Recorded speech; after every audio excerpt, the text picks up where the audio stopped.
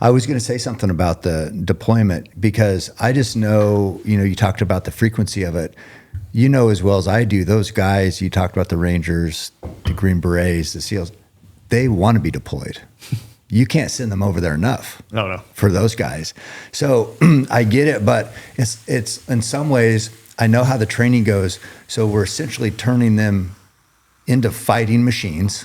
You're changing somebody, especially when it's a young man that might be, 18, 20 years old. That's such a developmental time of their life. So we're turning them into this thing that we need to kill bad guys. Mm-hmm. That's what they want to do. That's all they want to do. Send us over there. We want to do our job. Then when it's over, they've been the tip of the spear.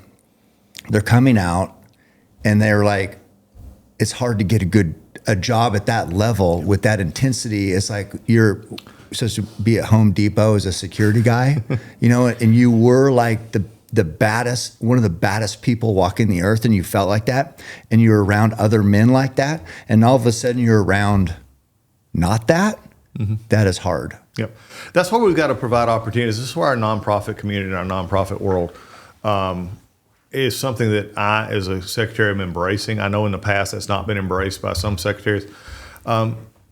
And let me explain, there's two types. You have our VSOs, which are traditional veteran service organizations, and they're good folks, American Legion, VFW, PAV, all those that provide paralyzed veterans, disabled veterans of America, DAV. And they all have, but they're more into their all pattern that they have. But now we also have the what I call the 9/11 nonprofits who've come up, Wounded Warrior Project. There's a lot of others out there, and I'm don't let anybody be offended. I didn't name them all, but they're all there. Rangers Lead the Way Fund. Rangers Lead the Way Fund. There you go. There's all kinds. This is what we've got to do. Is I'm encouraging all of these to be a part of this. There's several that do this, and one is Boulder Crest. That works, but there's also many others that think about it and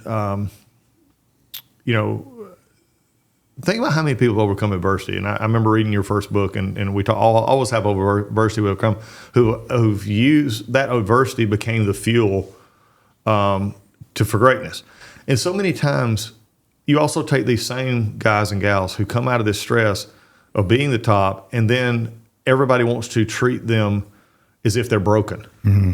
Okay? Yes, they've got issues. Yes, they're broken in many places, but it doesn't mean that you keep them there. And we've got to develop a society that helps them see that they're not done, that there's opportunity that comes out of crisis, that there's opportunity to do great things. And you've seen that in so many of the operations, from Jocko on down. I mean, people just that have been in very stressful situations who've now turned that into, how do I help others, or how do I build a business? How do I grow, people? Not everybody's going to do that. But if we have opportunities for them to find a life of contentment, that's the key for all of us. Mm-hmm. And contentment is not necessarily, and some people say, well, I can't be content. You want me to sit on the couch and do nothing? No. Right. Go run a marathon. Yeah. Go lift weights. Go do whatever. But be content in it. Feel good about where you're at. Yeah, feel good where you are. Mm-hmm. And I think those are the kind of conversations that, from a VA perspective, or just from just a veteran talking to other veterans and others, is to find their place in life. That you come off this. Find the people you got touch points on. You have them. I have them. There's that phone number that you're going to call at some point, and you can say anything. Yeah. And they're not going to care. Mm-hmm. And at the end they may look at you, and you may have shared something that you was just wanting, and they'll say, okay, you're an idiot. Mm-hmm. But that's that they have that right. They've earned that right in your life. Everybody's going to have those people. But then there's also some people that it's okay to be challenged. It's okay to say, yes, you're having anger issues. Yes, you're having, these thoughts and dreams and nightmares that are keeping you. How do we take that and learn to cope those, mm-hmm. and then prepare for excellence? How do we then take those and then go out into an excellence? And excellence may be that you're getting along with your spouse, that your kids now know who you are, and that you're not looking to harm yourself. Right.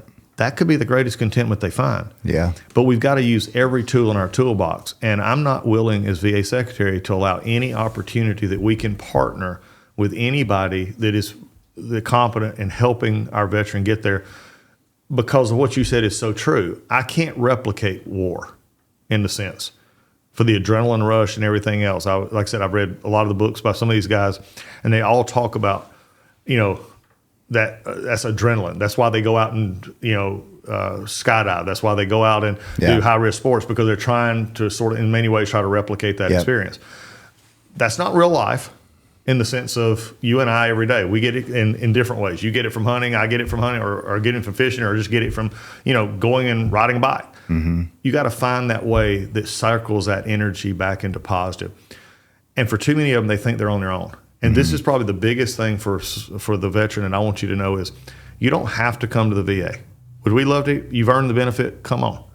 But when you get here, we're going to make it as easy as possible, simple as possible, to get what you've already earned. And too often, we've made it seem like an exclusive club, in a sense, that you got to go through 5 million sets of paperwork, all these things. I've told all of our agencies so far, I said, I use this proverbial 10 sheets of paper. I said, if it takes 10 sheets of paper right now to get somebody in the system, can we do it with 5? Right. Or 3? Yeah. And it's just a mental thing. Yeah. It's if it's a pain, people aren't going to do it. Exactly. I ain't going to do it. No. I don't want to do it. It's what I think kind of gets lost in the shuffle too is we talk about these guys who've been in the military, they're been trained at the highest level, and then they come out and, like I mentioned, the Home Depot security job, but that's just like an arbitrary example. The point is they could do any job. Mm-hmm. I think those guys, the way they're trained, the teamwork, the attention to detail, the leadership, the serving a purpose greater than yourselves, they could do any job out there. Exactly. So just let's give them the chance. And it's like, or help them seek out those opportunities. Because I just know, we talked about the stressful situation of war and things like that. But I know when my son, he works where I worked for 26 years, he got a job there on a construction crew. He just wanted a regular job. And in the interview, they were like, could you tell us about a stressful situation you've been in? And he was just like kind of smiling to himself, because they're used to like the regular stressful situation about a regular person with a regular life. Yeah. Where you ran out of gas on the freeway type. Yeah. The dog ran away this morning. You had your kids. And so Tanner was thinking to himself, just kind of smiling like, you have no idea. But the point is, it's like that prepares them to excel at regular life and at a regular job. Yep. And he is excelling. He's doing amazing. And it's from the skill sets that he's learned in the military. So these guys who have been deployed and they've been in for years, they're the best employee you're going to get as a private position or a private company. And so just reinforcing that, making sure the veterans know that, and just keeping that, we give them this edge to be the tip of the spear. Stay there. Yeah. You deserve it. You have these abilities, you have these skills, these talents. Just getting that message out and getting them to believe that, and getting people to give them opportunity. Which even where I worked, we had veterans preference, so they're doing a better job of let's reward these guys for serving our country. Yep. They're doing a better job of that. Yeah, I think, but also at the same time, and I think one of the things that's very good, but also at the same time, let's make sure that we're still keeping it out in front of them. And I think I hear this from veterans all the time, and this says, don't treat me if I'm different. Treat me with what I can do. Right. And unfortunately, it gets reinforced sometimes when we say we're going to do everything we can or do that. It's okay, we're going to set you over here because we really don't know what to do with you, but we're going to make you feel good about it. They don't want to be feel good. They want to make a difference. Mm-hmm. They could see tangible evidence. I got up this morning. I did this op. We accomplished this mission. I came back that night. We do it all again tomorrow.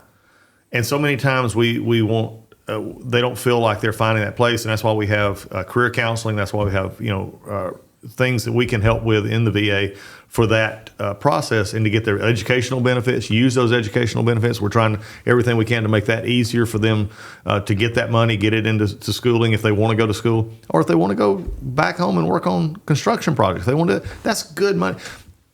Cam, you and I are very similar age. We've lost the ability to realize that all work is valuable, that all work is good. Yeah. You use your hands. You use your. I'm not a plumber, but I'd pay whatever it takes when my plumbing backs up at my house. I can build wood. I can do stuff, but I value what a carpenter can do. Yeah. And we've gotten away from that. Yeah, for sure. I mean, I love celebrating the blue collar working class.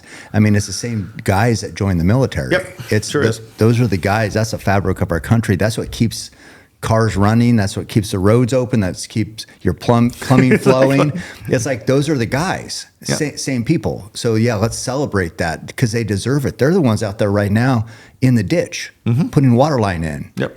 We need those guys. Yep.